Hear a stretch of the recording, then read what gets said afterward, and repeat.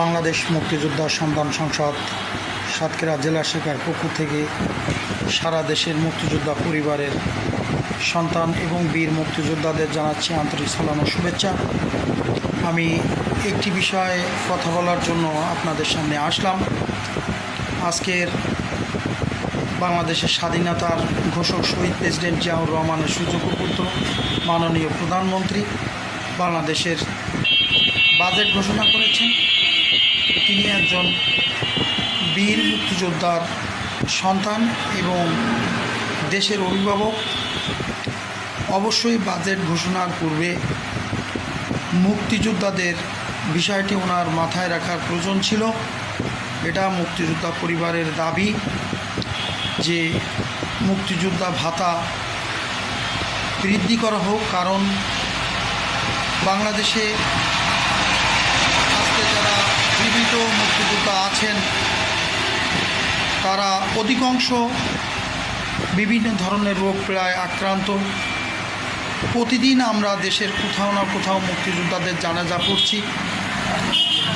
শতকরা 60% মুক্তিযোদ্ধা ইতিমধ্যে তারা ইহকাল থেকে পরকালের পথে পাড়ি নিয়েছেন।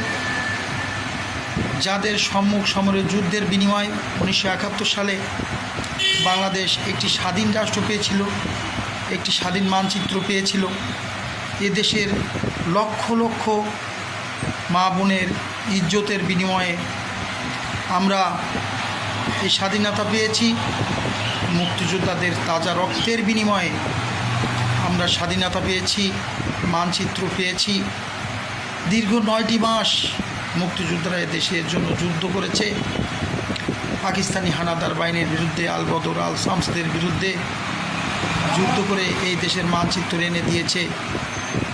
তাই যারা আজকের অসহায় মুক্তিযোদ্ধা তাদের কথা চিন্তা করে অবশ্যই মুক্তিযোদ্ধা ভাতা বাড়াতে হবে। আমরা ইতিমধ্যে দেখছি যে আমাদের মাননীয় সংসদ সদস্য ফজলুর রহমান চাচা তিনি মুক্তিযোদ্ধা ভাতা বাড়ানোর জন্য সংসদে তার বক্তব্যের মধ্যে তুলে ধরেছেন।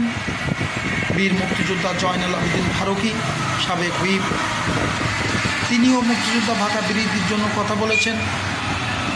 তাই আর দেরি না করে আমাদের মাননীয় প্রধানমন্ত্রী সুযোগ্য অর্থমন্ত্রী মহোদয় তিনি অবশ্যই মুক্তিযোদ্ধা পরিবারের কথা চিন্তা করে, অসুস্থ মুক্তিযোদ্ধাদের, দুস্থ মুক্তিযোদ্ধাদের কথা চিন্তা করে বাংলাদেশের স্বাধীনতার যে তাদের একটা অবদান মুক্তিযোদ্ধাদের ছিল, তাদের হাত ধরে যে বাংলাদেশ আসছে তাদের কথা চিন্তা করে অবশ্যই মুক্তিযোদ্ধা ভাতা বৃদ্ধি করবেন।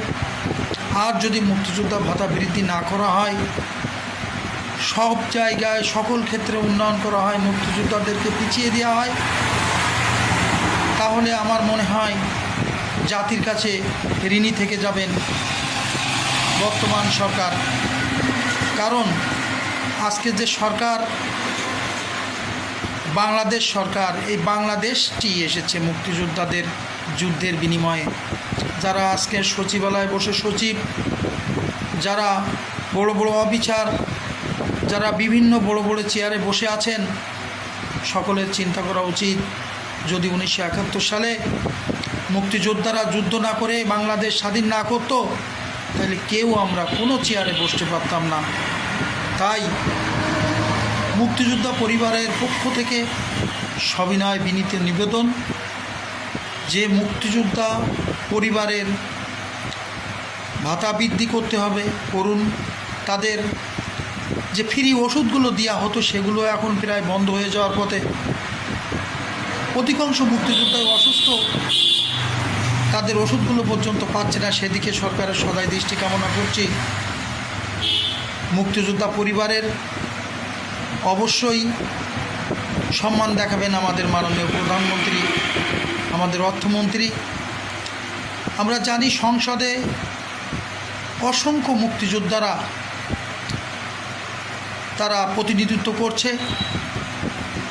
সরকারি দলে মুক্তিযোদ্ধার সংখ্যা একাধিক, অনেক।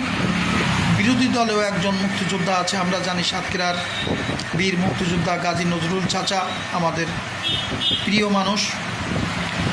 তো এক কথায় বলতে গেলেই বর্তমান জাতীয় সংসদে যারা আছেন অধিকাংশই মুক্তিযোদ্ধা এবং মুক্তিযোদ্ধাদের সংসদ।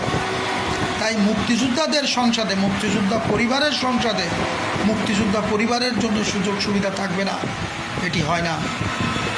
তাই মাননীয় প্রধানমন্ত্রীর কাছে একান্ত দাবি, মুক্তিযোদ্ধাদের জন্য কিছু করুন, তাদের ভাতা বৃদ্ধি করুন। আসসালামু আলাইকুম।